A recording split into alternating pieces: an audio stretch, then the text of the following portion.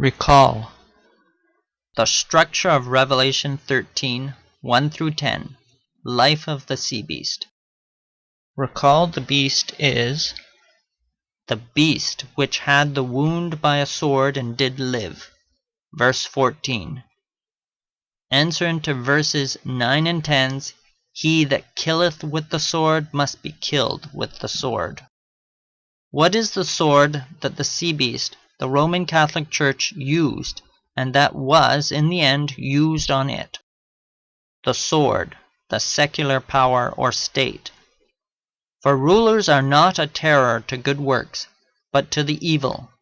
Wilt thou then not be afraid of the power? Do that which is good, and thou shalt have praise of the same. For he is the minister of God to thee for good. But if thou do that which is evil, be afraid, for he beareth not the sword in vain. For he is the minister of God, a revenger to execute wrath upon him that doeth evil. Romans 13:3 and 4. Returning back to the chiasm, so the sword is the state.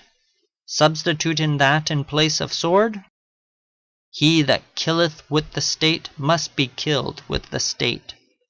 That agrees perfectly with Daniel. Recall that the Church acts in a similar way to that of the Jewish nation in regards to Jesus.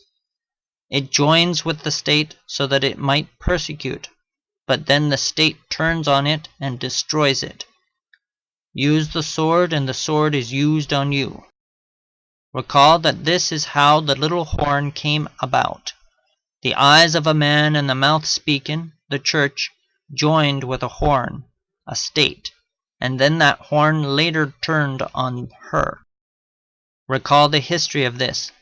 The Roman Catholic Church joined with Clovis I and the Franks, the first of the Germanic tribes to convert to Catholicism, and later France, under Napoleon's General Berthier, takes Pope Pius VI into exile. And between these two events, 1260 years of persecution,